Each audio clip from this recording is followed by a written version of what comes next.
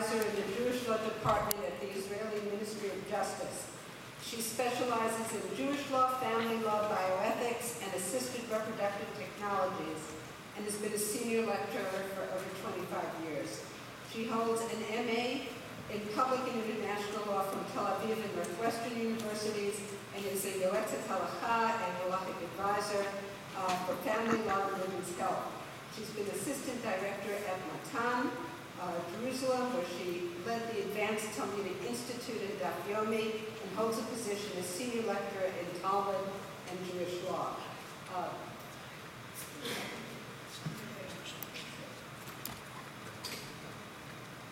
Thank you very much.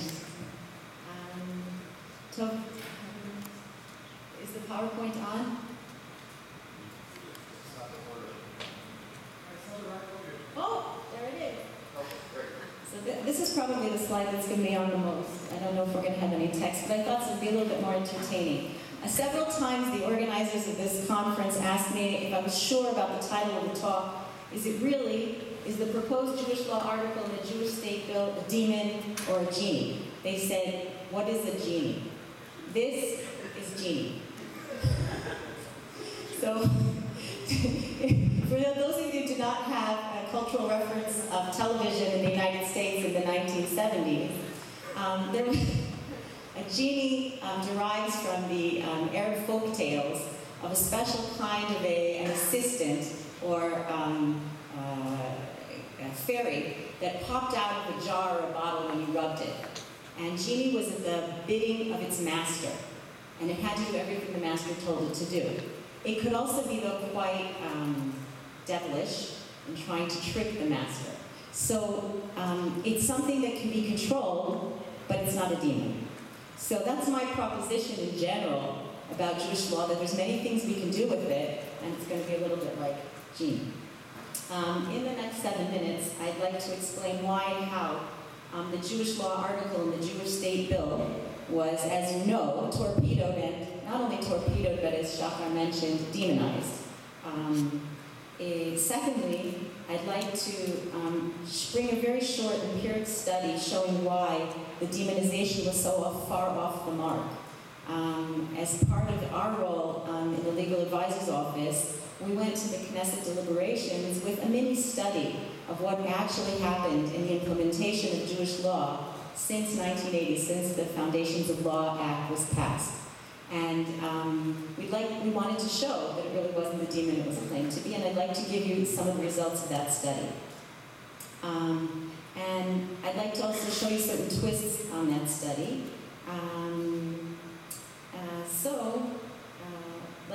Let's begin. I think, as you know,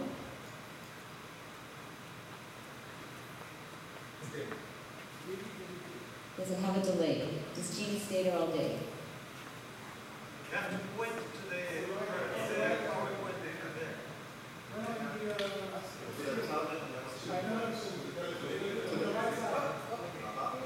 there. Very good, thank you. So as you know, the BIUD lawmakers had really a two-step plan as to what they wanted to do to bank the Mishpat Ivri in the state of Israel. They wanted to actually change the Foundations of Law Act to formally include the word Mishpat Ivri.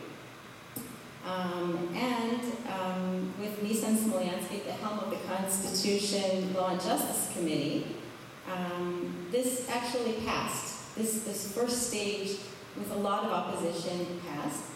And now the first clause reads, where the court faced with a legal question requiring decision finds no answer to it in the statute law or in case law, or by analogy, it shall be decided in light of the principles of freedom, justice, equity, and peace of, go to the second part here, Jewish law and of Israel's heritage. That was the big achievement. So, interestingly enough, stage 2 was going to be the introduction of the same change and exactly the same wording into the Jewish state bill, into the basic law. There you're going to find this fascinating. If you go on the website of the Ministry of Justice, you'll find that this is still the way the proposed law looked. And this was as was proposed by Eliyahu several years ago, that there would be a two-part clause on Mishpat Ivri. The first part reading, the Jewish law will be a source of inspiration for justices and legislators. And the second part, like Chok-Yesodot Mishpat. As you know, this failed. This was blocked specifically by Amir Khana, the head of the Special Constitution, Law and Justice Committee.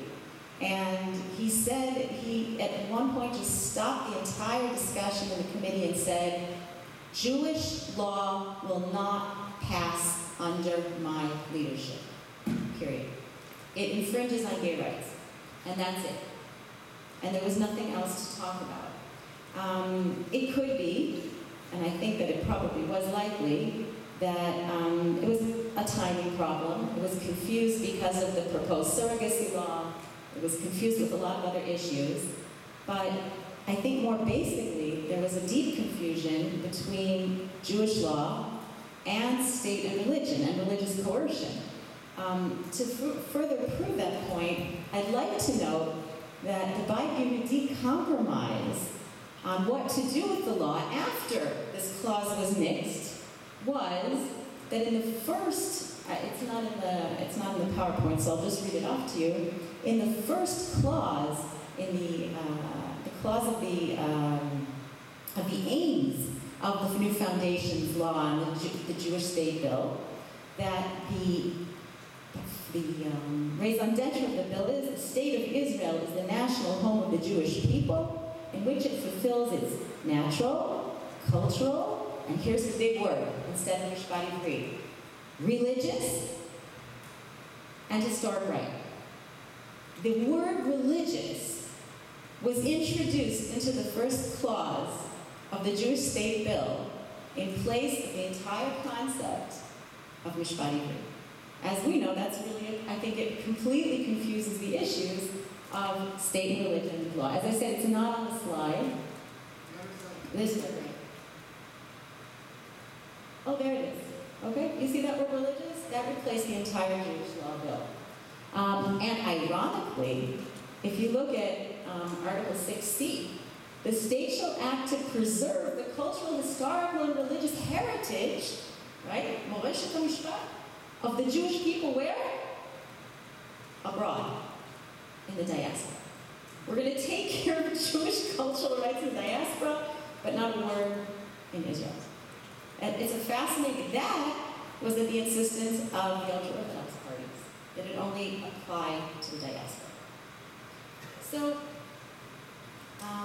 all along, it was actually the professional opinion of the department, of the Jewish law department of the ministry, that the best kind of proposal would be something like the first clause, if we go back that in Eliyahu's original proposal, that there would be some influence, cultural influence of Jewish law, if you like, on the state of Israel, and not something that simply reproduces the Foundations of Law Act and copies them into the bill.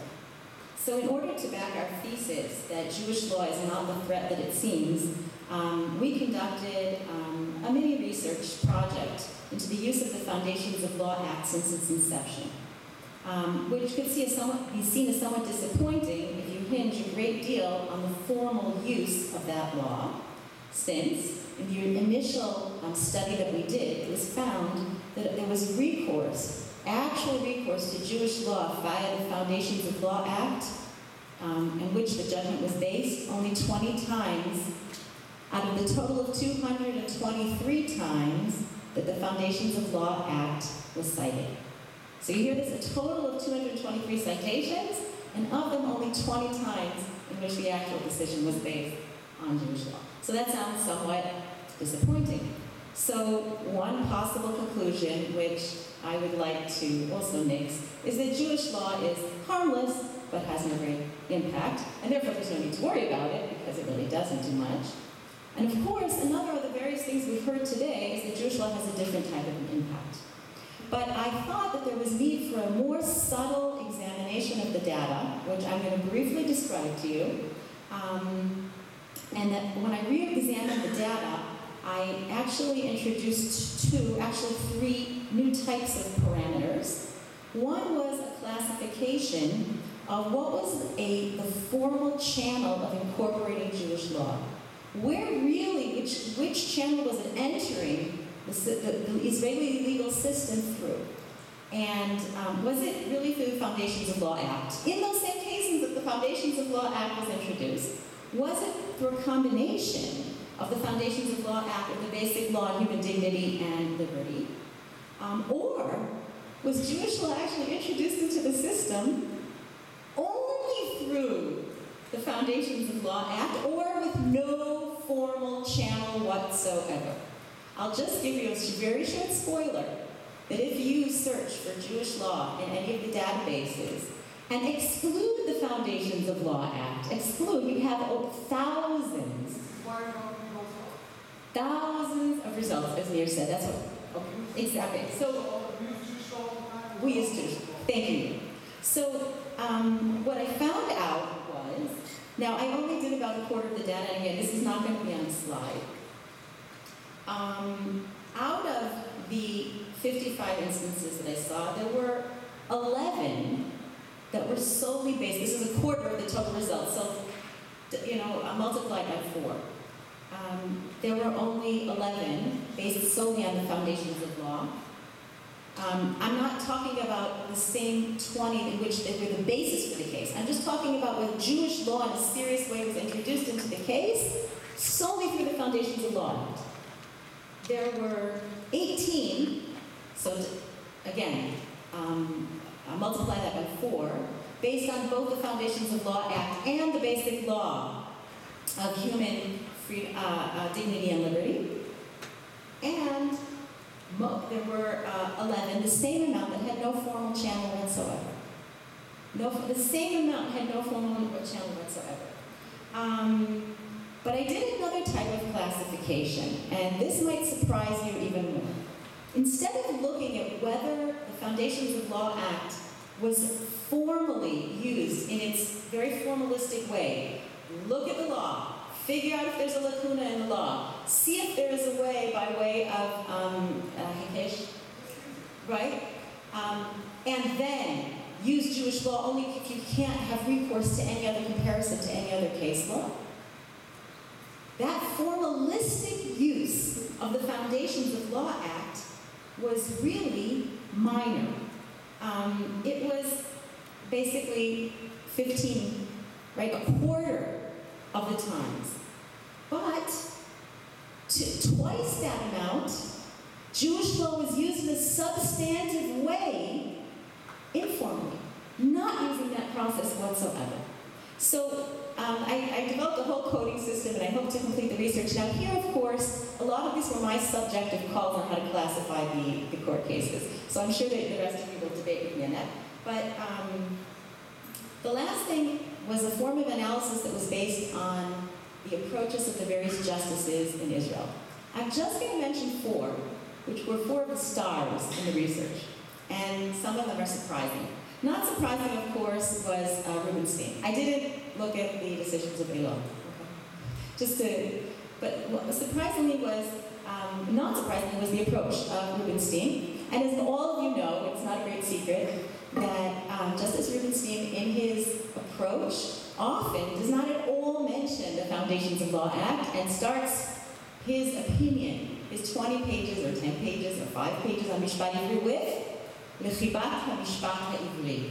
For the love of Mishpat Ivri, I will mention, and does not usually, or I can't think of any instance, where he actually based his decision on Jewish law. He always brought it as a point of comparison.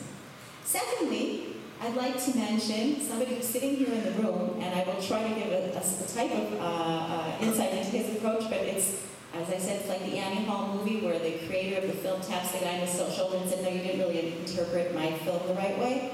Well, those of you that are my age and have seen Annie Hall. Justice Klein, interestingly enough, in his, and oh, by the way, he takes the prize in the mentions of the Foundations of Law Act. I have the number here. It is mentioned 40, he has 43 mentions. He's the prize winner.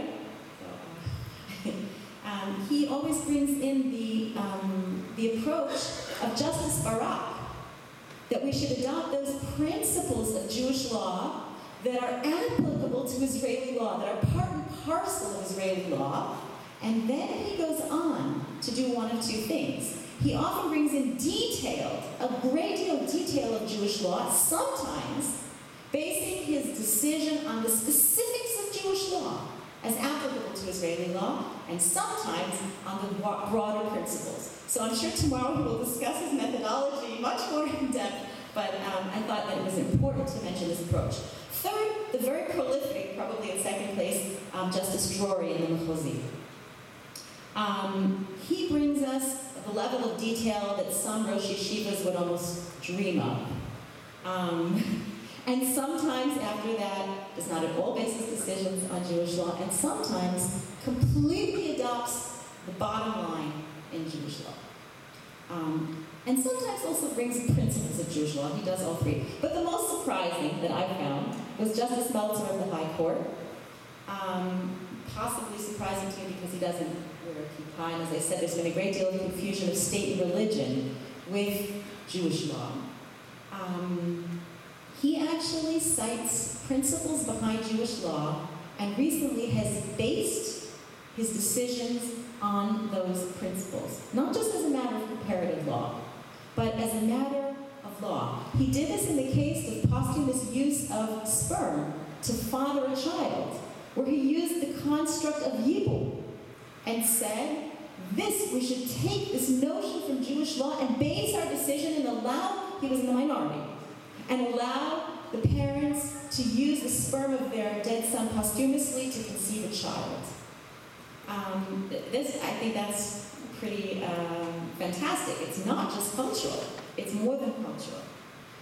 So I'd like to conclude 3 conclusions and 1 challenge. One, I think that the methods of incorporation and the extent vary, mostly based on the justice and his or her previous background. Hence, to my mind, as I said before, Jewish law is really a unique sort of a genie. We're going back to the first slide. I don't know how to go backward, but have her in mind. I do want to get to another slide just so I can show you I'm ending. Yeah. This was published 2 years ago in the Makorishon newspaper in an article by Yair Shelek. If we look and see how exciting it is. It doesn't look much like a genie. It looks like a big threat. And that's the way that Jewish law is perceived. Some sort of a devil, some sort of something overwhelming about to threaten the entire court system. But I think that we can clearly see that it can be a genie in the right hands and can do all kinds of incredible things. I'd like, secondly, to conclude that the non-formalistic method of inclusion as the basis for a decision is quite extent, actually 1 out of 3 cases. And thirdly, I'd like to conclude that because the formal channels of incorporation vary, those that fear some introduction of Jewish law should probably fear the basic law on human dignity and liberty more than they fear the Foundations of Law Act, because it was used many more times to incorporate Jewish law. And lastly, the challenge, I think, for all of us sitting here is how to take the demon out of the room. How to reintroduce the concept that this is some sort of a fantastic genie waiting to be discovered and used. Thank you.